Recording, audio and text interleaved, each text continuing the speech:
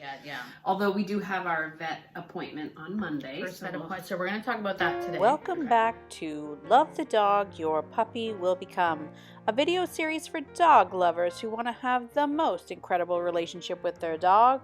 I'm your host, Tracy Franken of Beyond Obedience, and this is episode 4.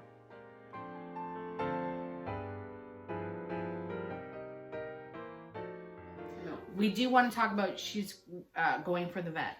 Yes. On Monday for her shots. Yeah. We want to be extra cautious for our first vet appointments. Now, due to COVID, you're not going in with her. No, we're not. They have a closed door. Their lobby is closed and the animal is handed over in the crate. Then you go to your car and you have the conversation with the vet on how she's doing. Okay. So not ideal, but also not horrible. Because usually the first vet appointments include you sitting in the waiting room with a bunch of other anxious owners and pets. There is a vibe don't get me wrong, this isn't anti-vet. The vets and the vet techs do amazing jobs trying to make the experience as positive as possible. They use treats, they distract, they do all sorts of great stuff.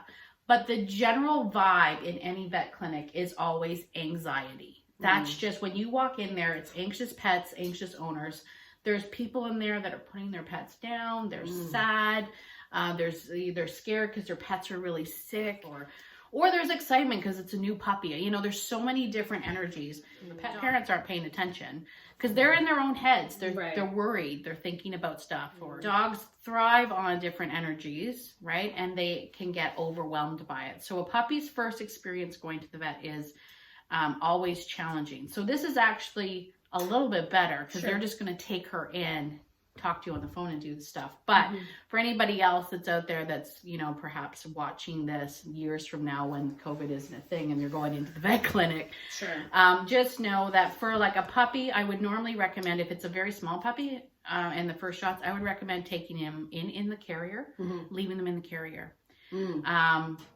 If you can't, if it's like a black lab puppy or a noof puppy or whatnot, you don't want to lug around 25 pounds in a carrier, then we're going to be very conscientious of everything that we talked about in that first meeting. What does your puppy do? If you've got an outgoing puppy that wants to go see everybody, you're still not going to let them see everybody, right? Don't do that to other people, right? There's people in there with dogs or pets and cats that are scared and all of that stuff. Leave them alone. Your only goal is to make sure that that puppy stays with you, stays focused on you, and you're the center of all of that attention. Where I see everyone go wrong is they're not paying attention. The dogs are just going and they're sniffing.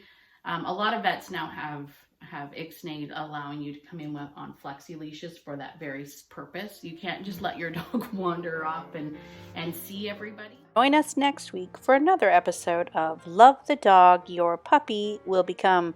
Be sure to like, subscribe, and share, and we will see you next week. Did you know, okay, this is a great outtake, and also a plug for my company, Full Voice Music.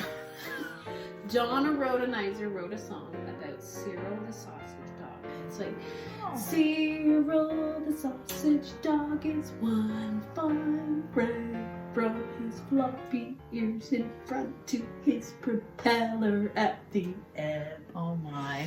And her second